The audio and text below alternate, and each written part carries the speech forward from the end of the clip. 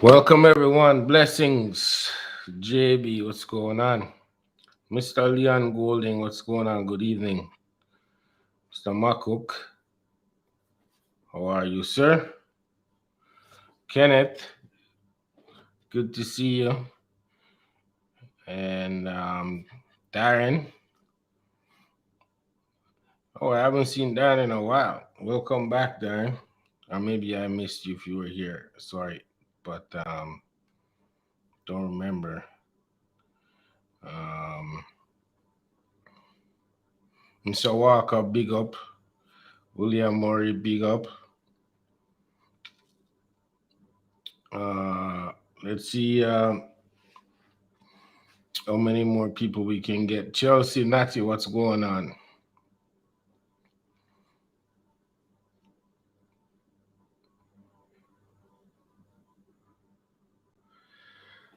Let's see how many more people we can get in here before I jump into what I'm excited to talk about tonight.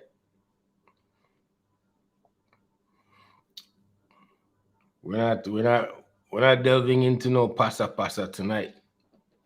We're gonna bring value to our people tonight. Stay away from the pasa tonight. But before I jump in there, I'll definitely want to give you guys an update. There's no more information on the discussion that we ended last week on. There's no further information. There's no one's ready to come on the record and state their case or explain how the system's working at this point. Nobody wants to come on record. Nobody's ready to come on record at this point. So we're just gonna sit and wait until somebody has enough information to go on the record.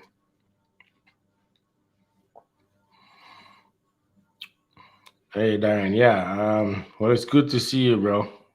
Good to know that everything's good with you and the family as well. So tonight, I want to talk about value added and revenue streams that you can generate from your farm operation. The different revenue streams, which I guess value added is a form of revenue stream. I think I worded that wrong. But yeah, the different revenue streams that you can develop from your farm operation. In this on iGoat chat, as it's called, iGoat. So we're gonna focus on our mainly on goat operation. But mind you, the principles can be applied across the board. So we're gonna jump into a few of the things that we on Cabo Ranch discuss on a regular on the different revenue streams that we can develop or in the process of developing in our operation. Right now, I break them down. There's like four different categories, four different areas that we think that any goat farmer or any small stock farm operation can develop revenue streams from, right? The number one is your core, the core revenue stream, the reason, the purpose you're in it in the first place, whether it's milk, whether it's from meat, right? Or whether it's a breeding stock operation. That's the core. And so we always talk about when you're going to start, figure out why you're starting, why you're in it. Is it just to have some good to eat at Christmas time? Or if you're serious about it being a business, then which side of the business are you going to do? Meat? You're going to develop a meat herd, or are you going to focus on the milk and create value-added products from the milk, or just sell the milk to a processor? Or are you going to be a breeding stock operation like Mackey or Dr. Graham or whoever it is, right? So let's start with the meat. If you're doing meat, let's think about this for a minute, right? Where is the money in the meat operation? Where's the money? Well, where do you where's a bigger profit margin? From our research, the bigger profit margin is in value added, right? So let me put it this way to you. Remember, I had the gentleman from Vanguard, and their whole focus is value added stuff. They make their own burgers, make their own stuff, and sell it out of a food truck. If you can create a customer base that you can supply them with quality meat, quality cuts, or even some form of processing like sausage or burgers or whatever it is, then you can charge premium price for that, right? And if it's 10 people or 20 people you're selling that to, or it's maybe a boutique hotel or a boutique restaurant, high-end customers, the profit margin is more. And keep in mind, we're talking about, small stock operation here. I'm not talking about big, massive operation where we can, you know, supply a chain of supermarkets. We're talking about people that are starting out at our level, where you want to have 25 people that you service or 50 people that you service on a monthly basis, right? Now, that's the meat side. Now, let's say you're in milk and you want to be able to increase your profit margin on milk. Then again, it's value added products where the bigger profit margin is, right? So you got to develop a market and sell stuff like cheese, ice cream, gelato, lotion, soap, all that stuff. You got to develop a market. Online commerce, we're going to get into that. Um, that's where the bigger profit margin is. You could do the milk and sell it to a processor. Yes, that's solid, consistent money. But you also want to develop your own products that you can start with products that doesn't have short expiry dates. So stuff that can sit on the shelf for a month or whatever, and you ship them out accordingly. Soap, lotion, that kind of stuff. You know, if you can find a pastry place or a dessert place that those places that sell ice cream and cake and them things and cheesecake, and then you can start making your own and supply them, the local one down the street or in the town, with your cheesecake or your gelato or your ice cream, and market it. And then from there you can start putting in little cups, and next thing you know, you can start adding that to your list of things you can sell people. Whether they can buy it in a tub or they can buy it in a cup, whatever. It's just value added, right? Then another core stream of revenue for most good farmers or small stock farmers is breeding stock. There's lots of not a lot, but quite a few people do breeding stock. The likes of Mackey, Al Archer, Dr. Graham, Dickie Morrison, the list goes on. Y'all know who they are. Sam Golding in the US. Yes, Sam, we're talking about you like you're local, okay? Because you're always active in our space, so we have to appreciate that. That's what I'm talking about. If you're doing breeding stock, then you're a little more limited on the value added stuff. But how about value service? How about customer service? How about how you treat the people who purchase animals from you? Follow up, make sure they're good, information, all that stuff. Then you can charge premium for your animals because of the service you provide, the customer service, the care that you provide for people. Like Mikey can charge me 200,000 for a goat, and I wouldn't blink. You know why? Because he seems to be available 24/7 for me. Even if I call him, no, I don't get him on the phone, I know I'm getting a call back tonight. And if it's not tonight, he's gonna call tomorrow and say, "Oh, sorry, I missed your call. Everything okay? Whatever." He's always there to service and support. So that's what I'm talking about when I said breeding stock may be limited, but you can up your game with the customer service, right?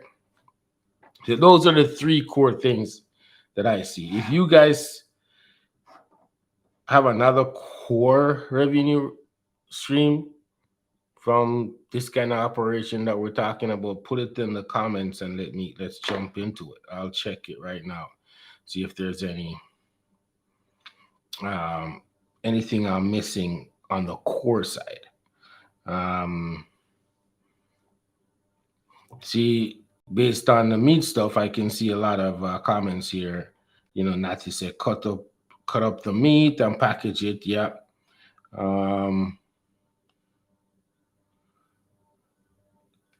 Darren says meat and milk represents only 20% of true revenue potential from a goat operation. I may want to get you to break that down for me, Darren, because you have an interesting point there.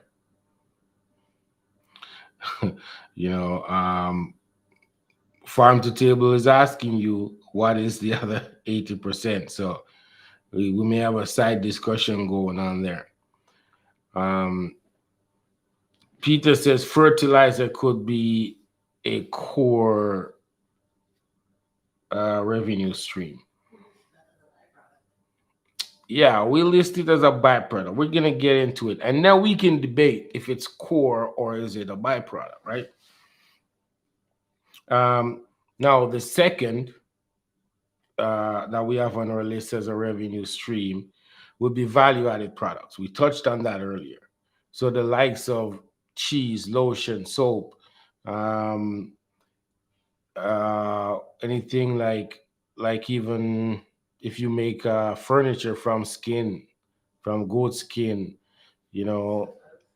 slippers, anything like that would be value-added products. Like Congo drum, beat it. What I mean? Any those things I would regard as value-added, right? The list is so long when it comes to value-added stuff. Depends on your imagination and where you want to take it. Think outside the box. If you think outside the box, you can come up with a lot.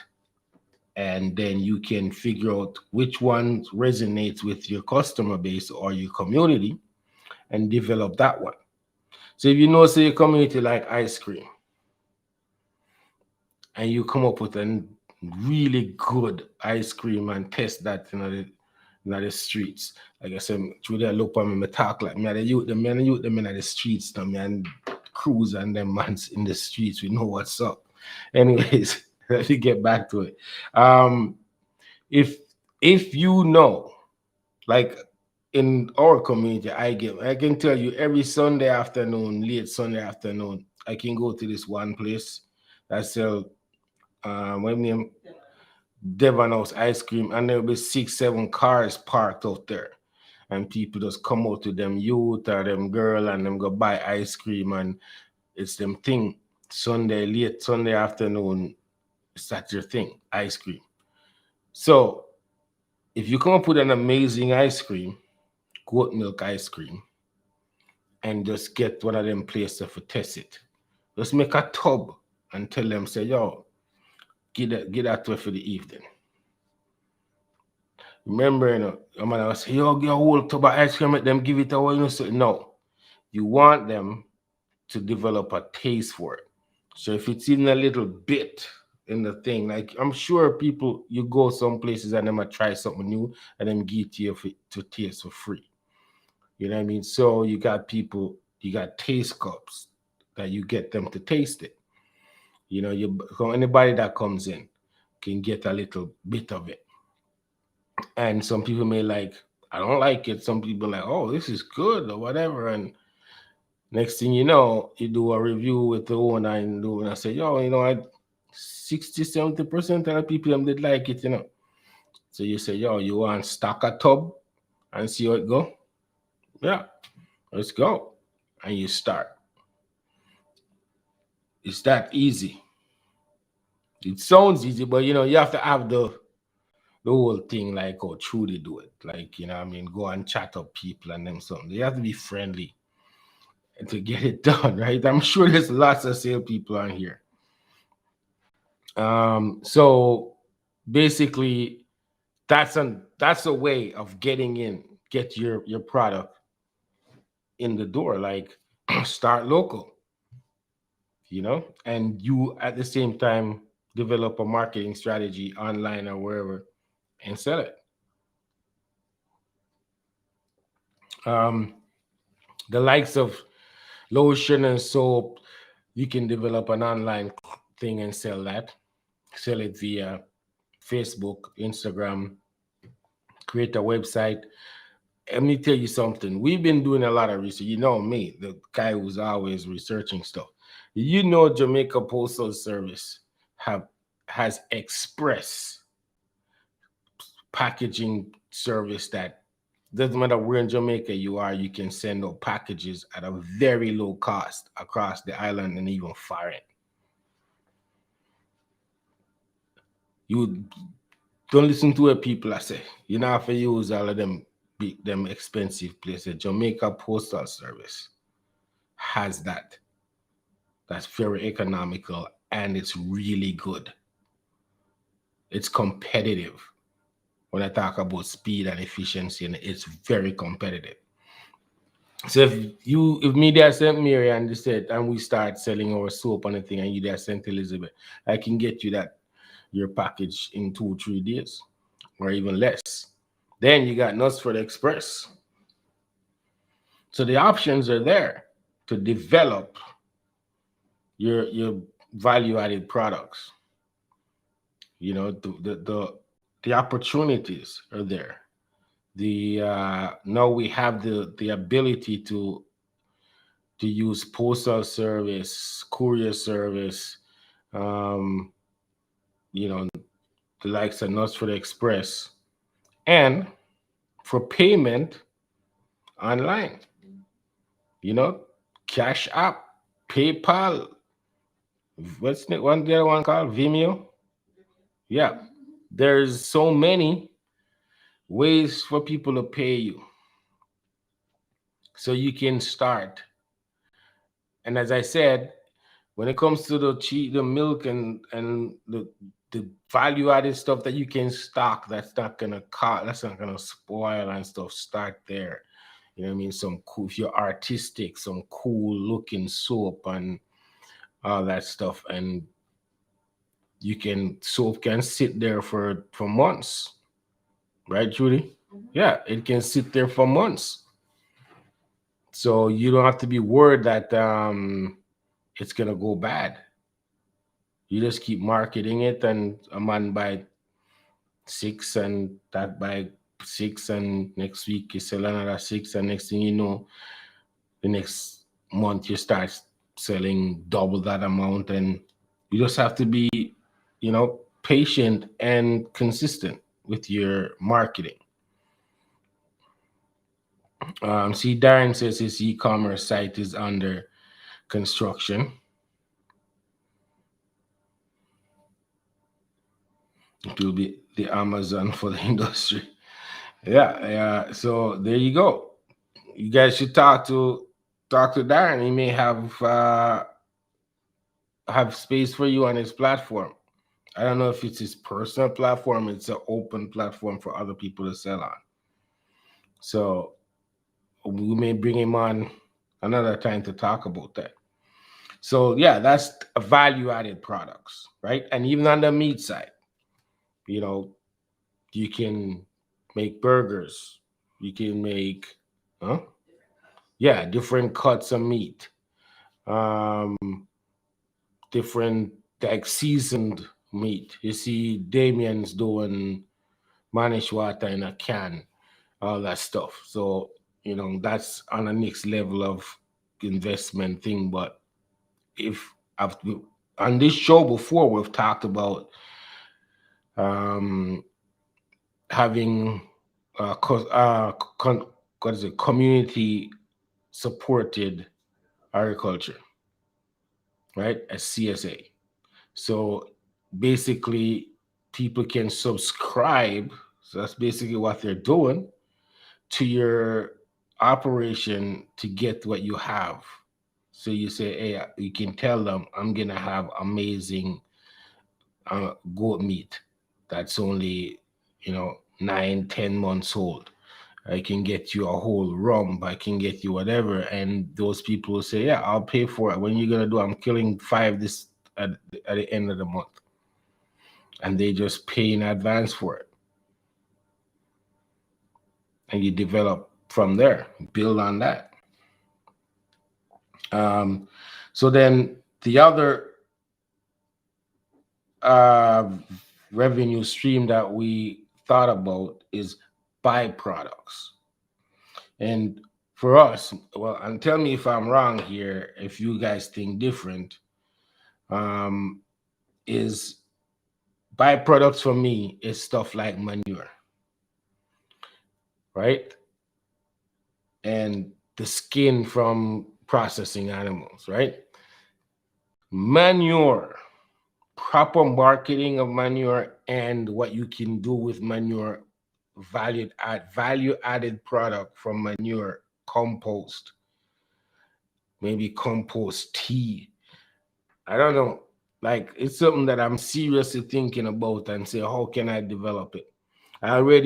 We already name our goat manure. It's caca de cabra. Yeah, I think that's what it's called, right? Yeah. Caca de cabra, which is goat shit. Pardon my language. Peter, don't beat me up. Yeah, we already have a name. And we have so many things on our plate, but it is seriously one thing we're thinking about. How we can develop that product and get even into compost. What are the steps we need to take to make it real good compost that has value to people that does gardening and flowers people and the weed man them and whoever else, because we all know that the weed thing is going to explode, and people are going to be planting a lot more of it. What kind of manure they're going to need, fertilizer they're going to need, right? So yeah, manure, I think, is one of the most amazing byproduct from having a number of animals on the farm. And you can harvest that and have a steady revenue stream, if not an amazing revenue stream. I was told that Ace Hypro will actually buy a finished compost product. If you bag it properly and all that stuff, they will actually stock it and sell it at the store. I don't know what their price point is, but I was told they were willing to do it if the pH is right and all that stuff. So there you go. Um, I was told by a good source that Hypro would do it, the store, the big store. So manure, composting, and then the leather hide, like raw hide leather for like you can use it to make accent pieces, furniture. You can make slippers. You can make handbags. You can make all different kind of things. You know, so there you go. Now let's talk about the other stuff that you know I think once you develop your farm operation and market your farm operation and build a brand, you can start monetizing your brand. So you can start selling merch, sell some cool hats, some cool t-shirt, if you develop a whole community of people that support you. Because once you develop a group of people that support you and you have a trusted brand, you can start selling people things. You can sell a man a hat and him will buy the hat for $10 or $15 because he must support what you're doing. He's supporting you, you know. And if you make it cool enough that he can wear it on a regular and a daily basis, or if he go down the road and he want to cover him forehead, or if you have a man like me when I'm time for cut me hair, I'm gonna put on a nice cool cobra hat. I'm gonna have none. Saying have to get it done. Like, here I am telling you guys all these ideas, and I'm like, oh, I could have been wearing a cobra hat covering this mess. I don't, but the idea is on paper. We already talked about it. Um, we already touched on online commerce. You can sell many different things, including your merch, online commerce. You can, hats, t-shirts, hoodies, um, coffee mug, anything. You can actually start. Let me give you guys one really amazing idea. You can turn an animal on the farm into a character. Name that animal. Start marking that animal, and then start putting that animals on merch and sell that merch. It's like, oh, TJ had this book, Teardrop, that everybody knew about. You could start making teardrop t-shirts, cool teardrop hoodie, hat or hoodie, and start selling because teardrop now has a name in our space. So if you have a presence within the space that people know, you know what I mean, and you could just start branding one, because you know what, mega I'm gonna do what we're gonna do a Sarge merch, line of merch. Because I talk about Sarge so much, a lot of people know who Sarge is. So I can start, wearing Sarge merch, and somebody's gonna say, "Oh, that's cool. I want one." Sarge is the head of our security at the farm, by the way. For anybody who's new, Sarge is a dog. She's female, and she's the head of security on the farm. And she's been on duty on the farm from its inception. All right. So in case anybody was wondering who's he's talking about, Sarge is the dog.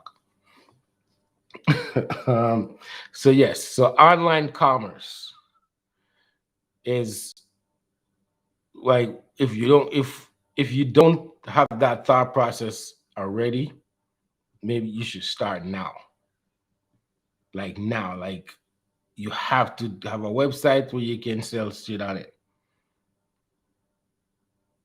It's the way it is.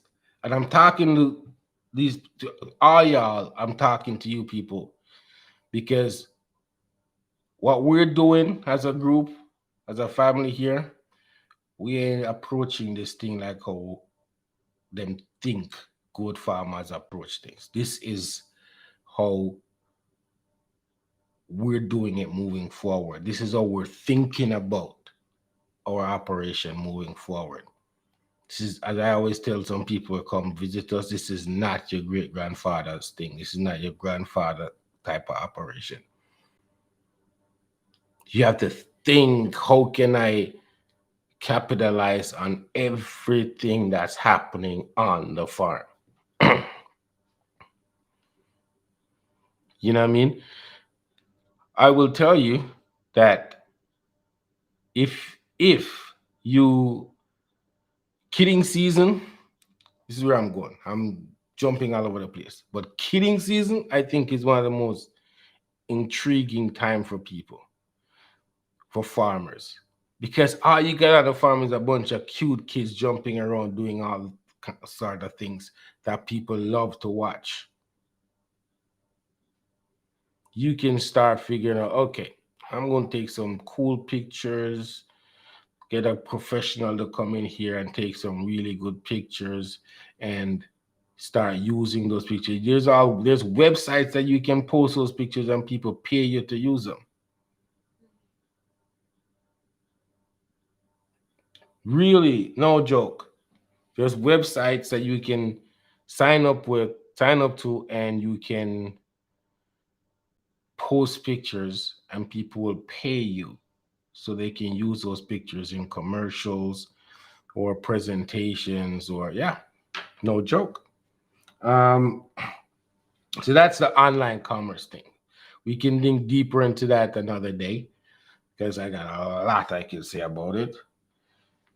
And then the last one that I think everybody should participate in is social media monetization. So we all know what social media is, right? Monetizing social media, each one of the platforms have their own criteria, right? So YouTube is 1,000 subscribers. Facebook is, I don't think Facebook is allowed Jamaican accounts to monetize at this point, but generally it's 10,000 subscribers. And I think Instagram is 10,000 too. Facebook owns Instagram. However, if you're going to be on social media, there's two reasons to be on social media: to promote your brand, build your brand, promote your brand and your products, and might as well get paid while you're at it.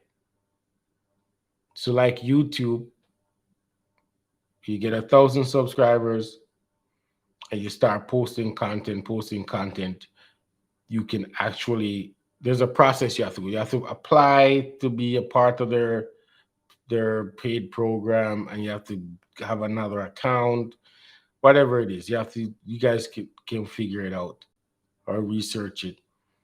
But they pay based on views, and if the content meets a certain criteria for them.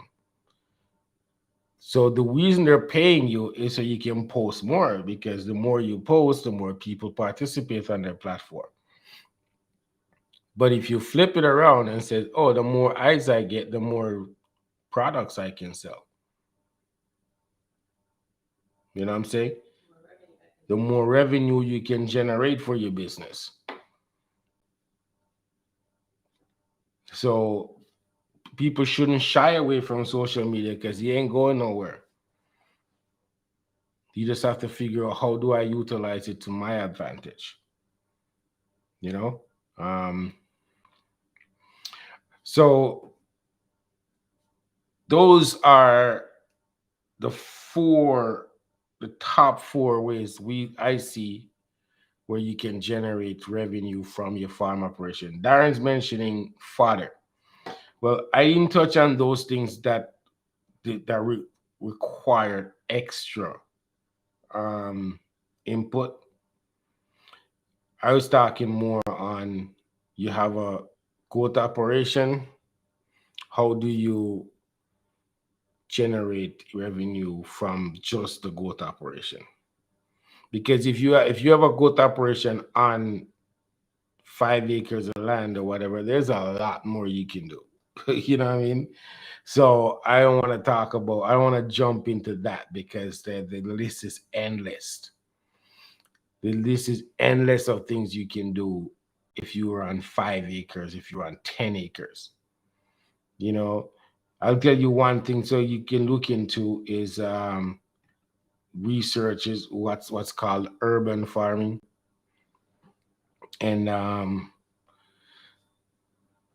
that will blow your mind to see what people are doing on small acreage.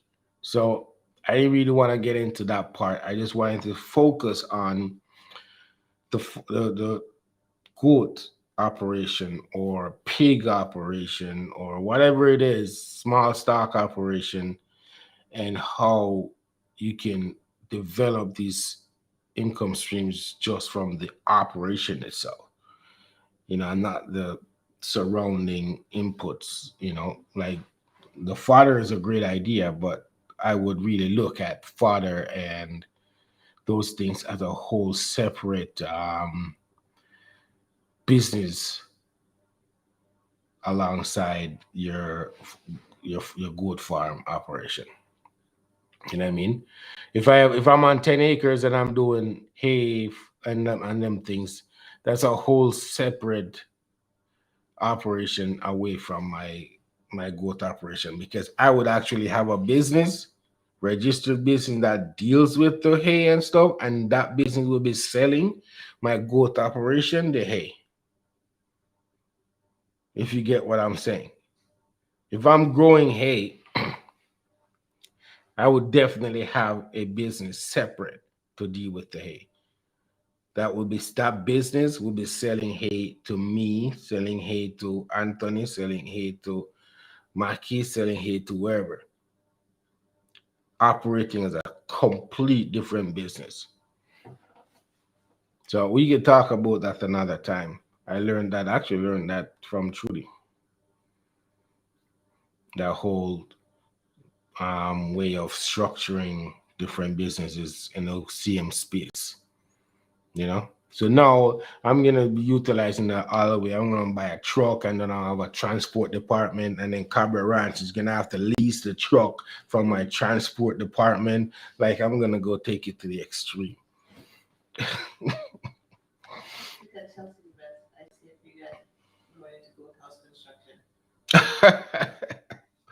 Oh, I don't know if I'll go into Goto's construction. However, we are strongly discussing um, consultation and should I say this or should I leave it? Yeah, we're really thinking about the education side of our operation, like what we do with iGoat Chat, and how can we reach more people by making information available to them. So we may start the iGoat Chat University, a online platform where people can come and get information, and then we can get into consultation on that level with people. We're what's the term? Fleshing it out.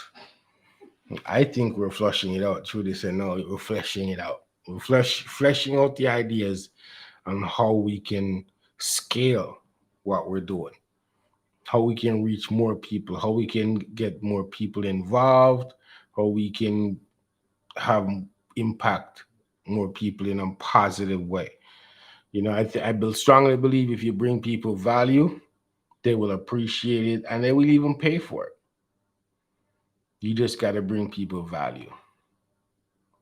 help people every day improve their situation, improve their operation, and they will, who knows, they may pay you for it. So that's one idea we've been stirring around. We're talking about so much different things, guys. It's unbelievable. Um, See, Darren says he'll be ready to teach entrepreneurship to farmers. Yeah, it's definitely something that we're thinking about, that we're trying to wrap our head around how we would get it done, how we would do it, And at the end of the day, we're not going to do it if it's not going to help people. If it's not going to bring value to people and improve their daily operation or their lives, we're not going to do it. What else? Um, is that my list? Hmm.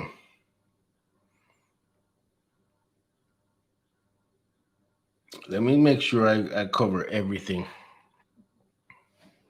So we went over the core, the core that we see as the core, which is could be meat, milk, breeding stock. Everything else will be coming from those. Then there's value added. So you could have the value added from meat, value added from milk. Value added breeding stocks are a little more tricky. I think it will be more like the customer service and and hmm, consultation. Because I am pretty sure Mackie can charge people for some of the things he knows, the knowledge he has, and the way he go about his business. I am pretty sure people would pay him for that. Wonder if he want to be his agent. I'm gonna call him. I'm gonna call him. He may tell me where to go, but I'm still gonna call him. Um, yeah. Dane is one of our hidden advisors, secret advisors, farm tours. I know. So the farm tour thing is unique to certain farms, and that's why I didn't have it on my list, because not everybody wants or in a position to do farm tours. You know what I mean? If your farm is way up in the, it's inaccessible and all that stuff, it's gonna be hard to do tour. Yeah, you're right. Build it and they will come. Okay, farm tours. Farm tours.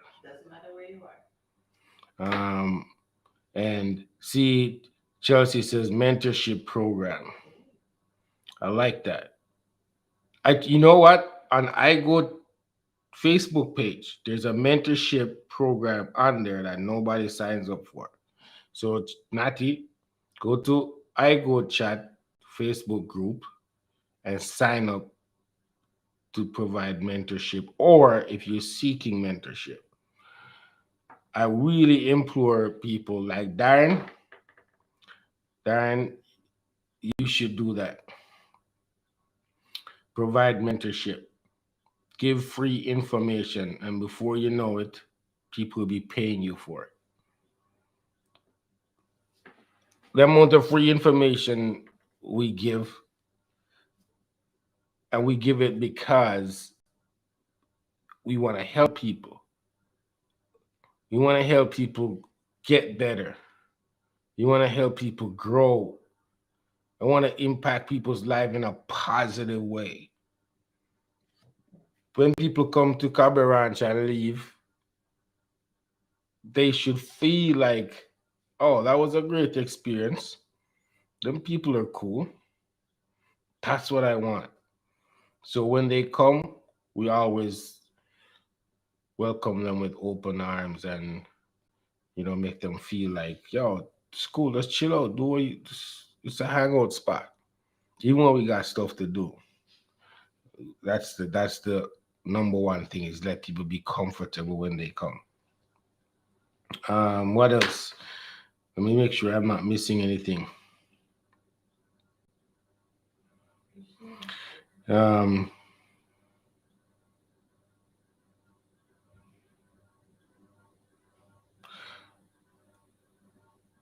am I missing anything, Shooting? Rashane had a good comment. I can't find it. About being consistent, management, and being consistent. Oh, um, Anyways, Rashane says the key thing to any business structure is proper management and consistency. And to be, I assume you meant to be consistent, right? Yes, that is correct. Like 100% correct. You know what I mean? Consistency, I think, is so underrated. People don't even understand. Sometimes I think people don't understand what real consistency means. You know, like when I do the research on goats and stuff, and them say, yo, milk the goats at the same time every day, feed the goats at the same time every day, feed them the same thing every day, the same amount every day. So think about how many things just feeding the goats are four different check marks you need to be consistent on. You feed them the same time every day, the same thing every day, the same amount every day. Like it's, and if you're consistent, you will see the results. If they say give the goat quality forage every day, make it available to the goat every day, you will see the result if you do it for 6 months or even 2 months. You'll see the results.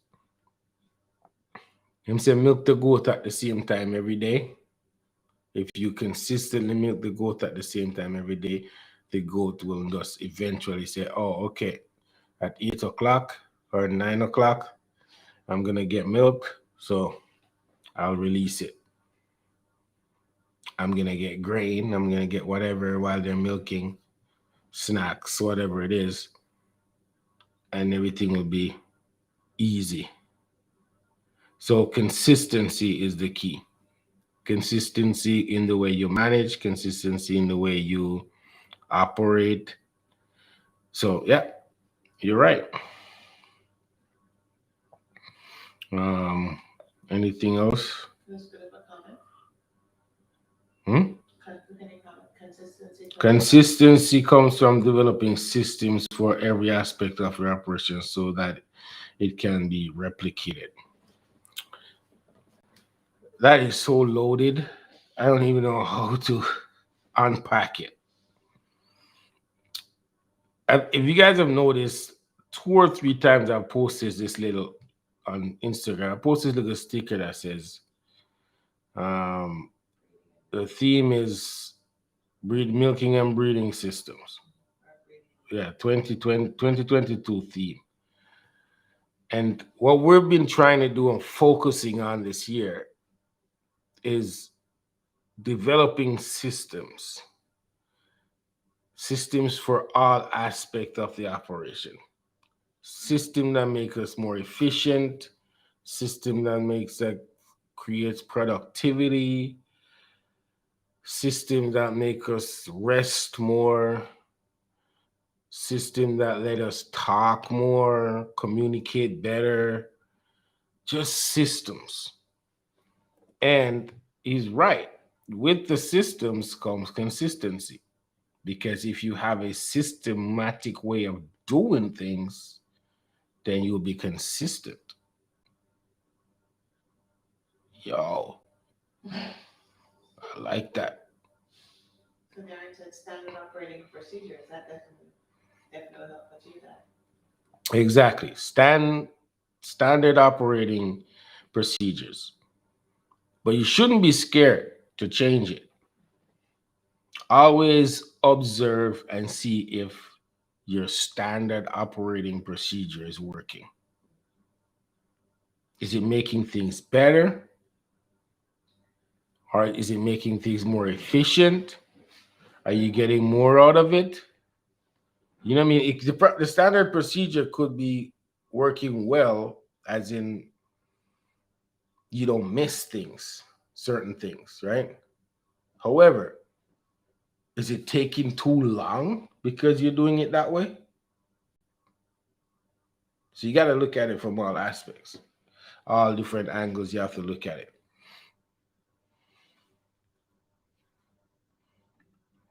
What else?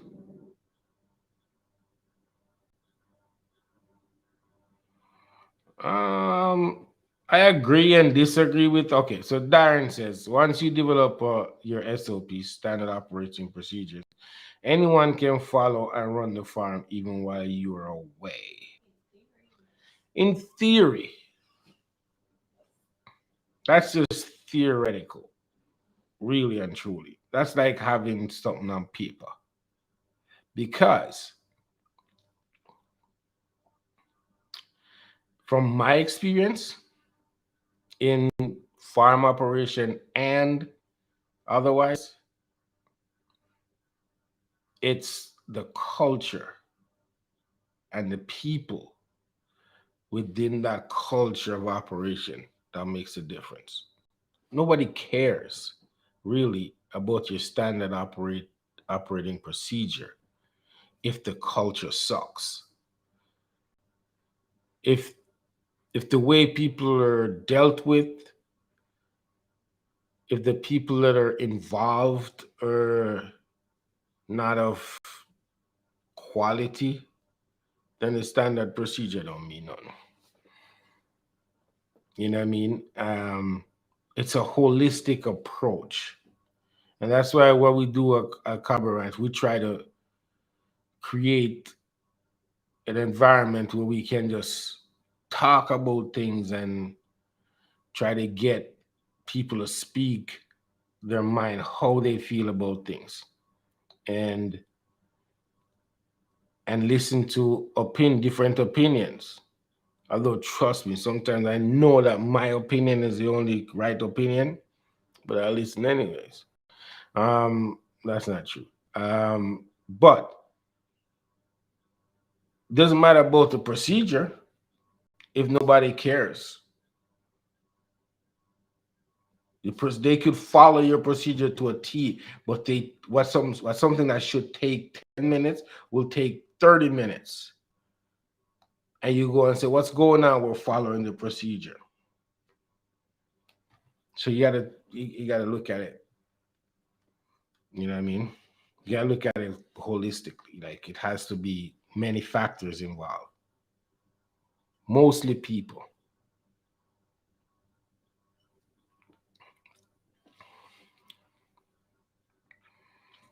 What else we got?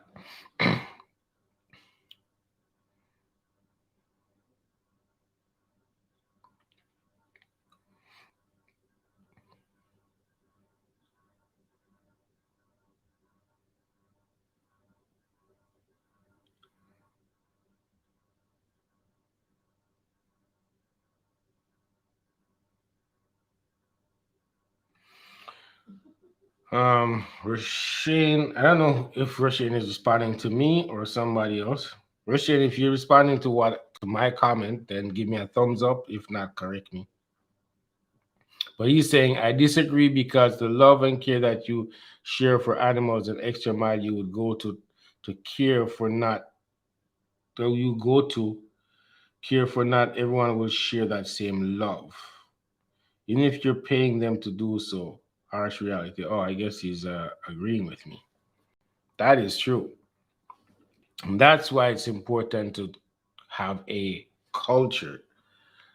Yeah, the procedures and Yeah, the procedures and the culture, because people will adhere to the procedures if they feel like the culture works for them, like they're part of it.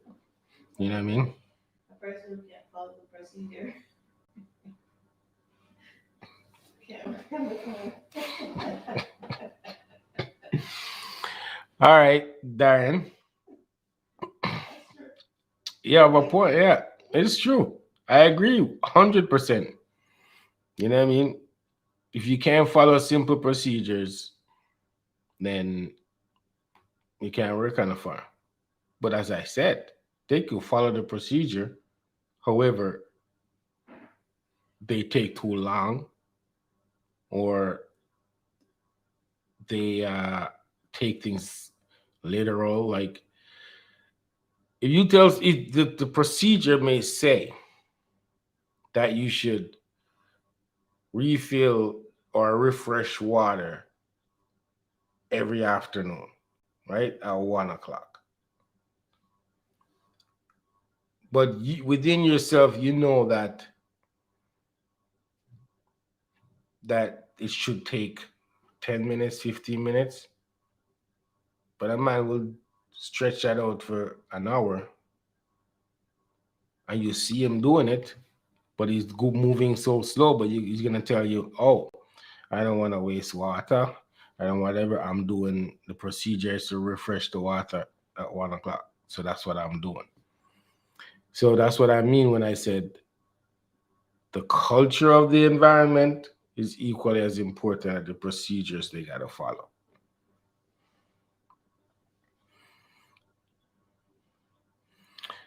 All right, Darren, I agree with you. Everything needs to be defined.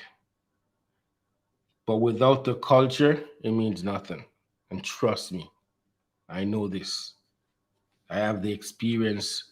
I can tell you, without the proper culture, it means nothing.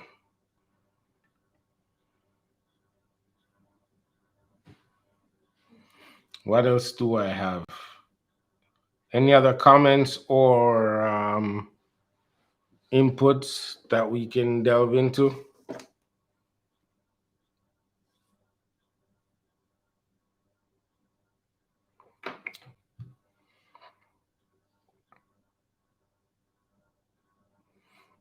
See, Darren agrees with me. The culture is a big factor. It is. It's massive, man.